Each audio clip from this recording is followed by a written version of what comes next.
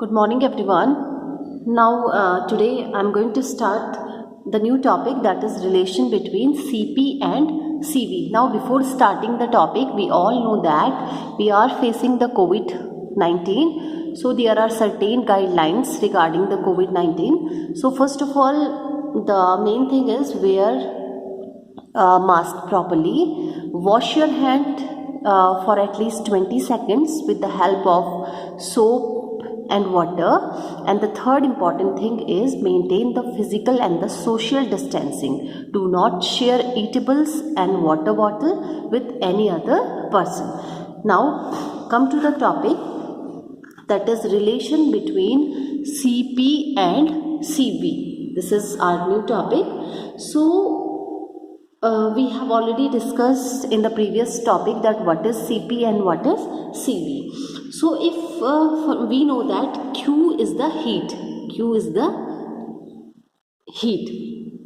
So if Q is the amount of heat involved in a system, if Q is the amount of heat, we know that Q is the symbol used for the heat. So if Q is the amount of heat involved in the system, then at constant volume, if we consider the volume as a constant, so Q is written as QV. If volume is constant, so at that time, at constant volume, the heat is written as QV. So Q is equal to QV is equal to C delta T is equal to delta U. This formula we have studied previously, that this is the Q is equal to C delta T is equal to, that is equal to the delta U. And same is that if Q at constant pressure, if we consider the pressure as a constant, that at that time Q is regarded as QP. Q is regarded as QP, and for that QP is equal to CP delta T, which is equals to delta H, that is change in enthalpy, and this one is the change in internal energy. So for 1 mole of gas, for 1 mole of gas, the enthalpy change is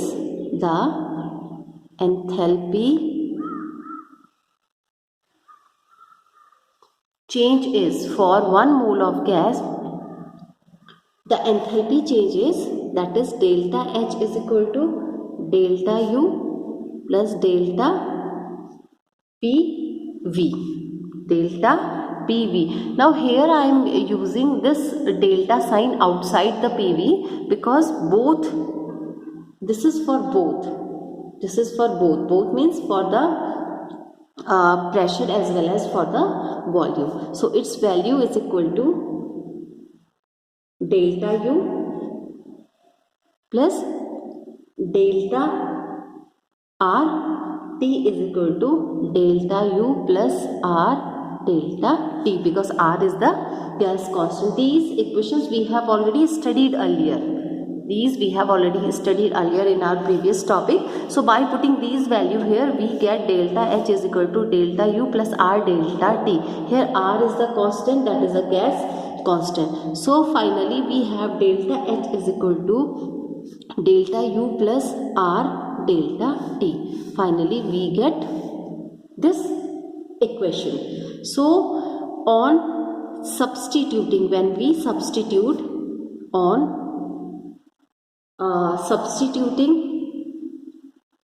the value of delta H and delta U, we get, by substituting the value of delta H and delta U, so in the equation we get, that is CP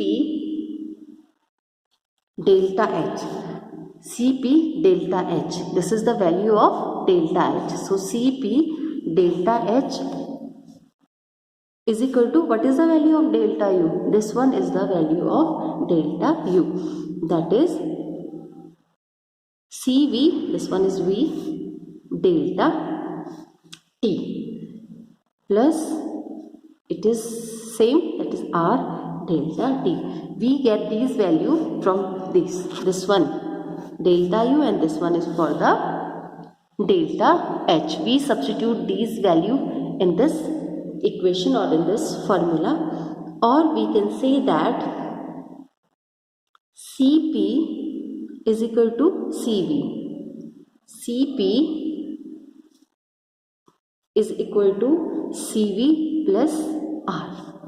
CP is equal to CV plus R. We get all the temperature, they cancelled out, or we can say that CP minus CV is equal to R. At last we derive this formula, and if the number of moles is n, let us consider the number of moles of the gases is n. So for that we have the formula Cp minus Cv is equal to Nr. So this is the relation between Cp and the Cv. This is the relation between Cp and the Cv, and this is the relation between Cp and the Cv. So by this method we can calculate the values also. We can also find out the values of Cp, Cv and R. R is the constant and the value of the N. So this is the relation between Cp and the Cv. Now the next topic is different types of enthalpies.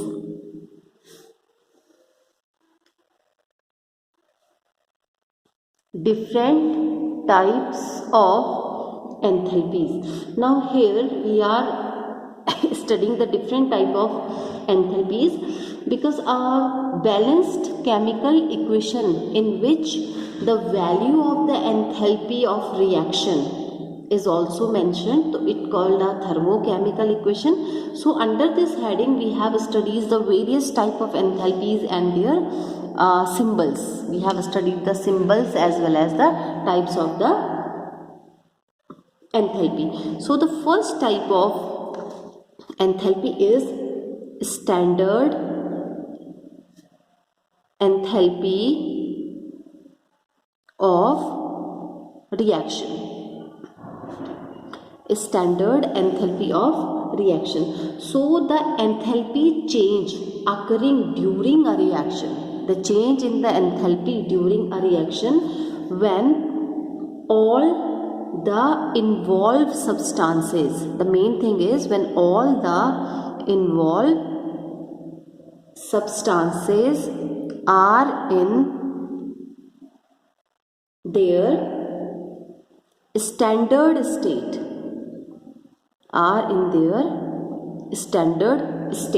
So it is called standard enthalpy of a reaction. When all the substances, the main thing is that when all the substances involved in the reaction are in their standard state. Now the standard state means, for example, if we are talking about the pressure.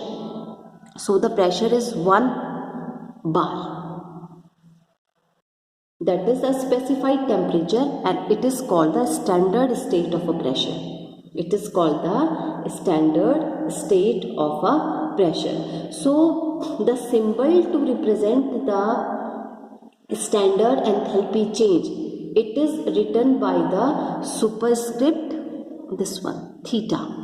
This is the symbol. So delta H theta. This is the symbol. This is the symbol for the standard enthalpy of a reaction, and the main thing is that when all the conditions or all the substances are in their standard state, that is that, for example, pressure, that is a 1 bar, it is a standard state. So that time it is termed as the standard enthalpy of a reaction.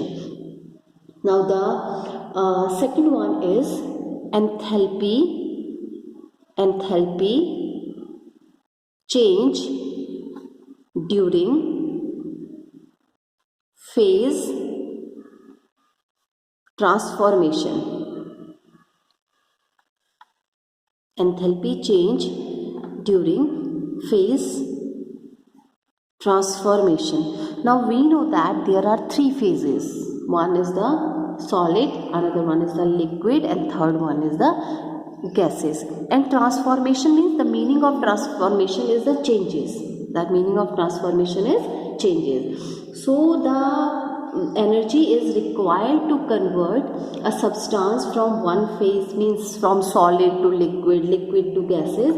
So the process of conversion of solid into liquid is called when the solid, we know that when the solid is converted into liquid, so it is called melting. When the solid is converted into liquid, so it is called melting. Whereas the process of conversion of liquid to gases, it means when the liquid is converted into gases, it is called vaporization. This process is called the vaporization. And the process in which the solid is directly converted into the gases, such process is known as the sublimation. Such process is called sublimation. So here in this topic we are studying the enthalpy change takes place during the phase transformation. So under this heading we have three another subheadings. So let us discuss these subheadings one by one. So the first one is enthalpy of fusion. Enthalpy of fusion. Now the enthalpy of fusion, it is designated by delta FUS. This one. This is the symbol. This is the symbol for the enthalpy. Delta H is the enthalpy change and FUS stands for the fusion. So enthalpy of fusion, that is delta FUS H, and this is theta. So the enthalpy change occurring, this is the enthalpy change when 1 mole of a solid, when 1 mole of a solid substance, and in its, now what is the meaning of this? This is means standard state. So when 1 mole of a solid substance in its standard states melts completely into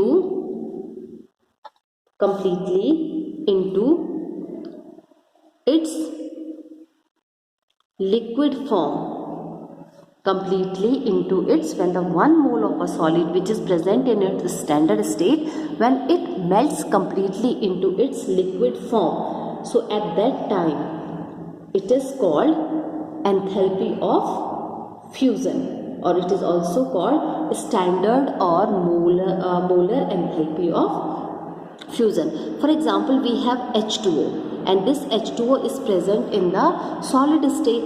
When this H2O is converted into liquid state, that is liquid state, so at that time delta fusion, this is H, it is theta, it is nearly equal to 6.00 kilojoule per mole. So this here the enthalpy change takes place when the solid is converted into the liquid. So at that time this enthalpy change is known as enthalpy of fusion. And if the water freezes, that is the above process is reversed. If the water freezes means if the liquid is converted into the solid, it means this process is reversed.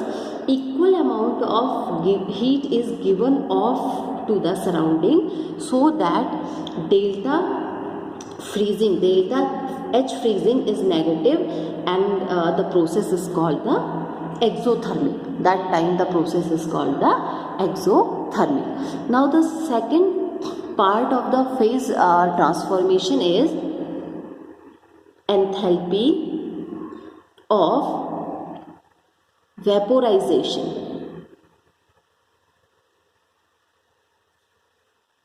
That is enthalpy of vaporization. So the enthalpy change when 1 mole of a liquid, the enthalpy change when 1 mole of a liquid is converted, 1 mole of a liquid is converted into vapor. 1 mole of liquid is converted, 1 mole of liquid is converted into vapor at its boiling temperature, at its boiling temperature under the standard condition, that is pressure is 1 bar. This is the standard condition. So such time the enthalpy is known as, the change in enthalpy is known as the enthalpy of vaporization, and it is designated by delta VAPH. This is the enthalpy of vaporization, and it is also known as the molar enthalpy of vaporization. For example, you have H2O. It is in the liquid state. Now the H2O is converted into the gaseous state. So that time the enthalpy change is known as the enthalpy of vaporization, and then the superscript theta is there because all are in the, and when the theta is used, that is standard, it is called standard enthalpy of vaporization. When we use the term theta, it means standard enthalpy of vaporization, and all the substances are in their standard condition. Now the third one is enthalpy of sublimation.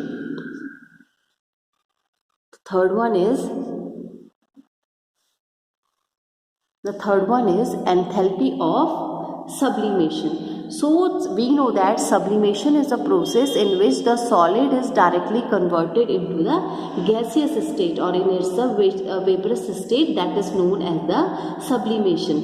And the enthalpy change when 1 mole of a solid, the enthalpy change when 1 mole of a solid substance sublimes. Sublimes means it is directly converted into the gases without undergoing the melting process. So this type it is this type of enthalpy change is known as enthalpy of sublimation. And when all the conditions are, all the substances are in their standard state, that is called delta, that is H. This is the enthalpy of sublimation. And when all the substances are in their standard condition, this represents the standard condition, that time it is termed as the standard enthalpy of sublimation. Standard enthalpy of sublimation. So for example, we have the iodine, it is in the solid state. We know that it is in the solid state. When we provide the heat to the iodine, now it sublimes, and it is, that is vaporous state, it converted into the vaporous state. So at that time the enthalpy change is known as the enthalpy of sublimation. Now one thing you should keep in mind, that delta sublimation H and theta is the standard state, is equals to the delta fusion H plus delta.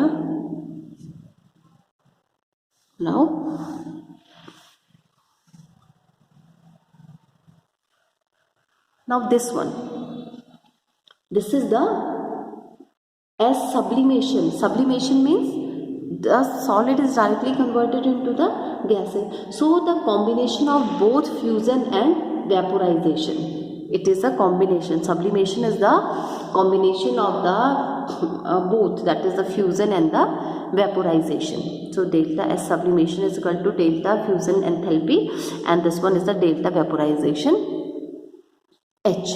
So by this method we can calculate the any value of this one. Now if we are talking about the factors affecting the enthalpy of phase transformation, so the magnitude of the enthalpy change depend upon the strength of the intermolecular force working on the substance that undergo phase transformation. For example, in between the water molecule, the strong hydrogen bond is exist, which are strong enough to keep the water molecule in the liquid phase. So if we have to change it, if we have to broke it, so we should apply a very high amount of the energy, to break such a bond. Now the next is that is standard enthalpy of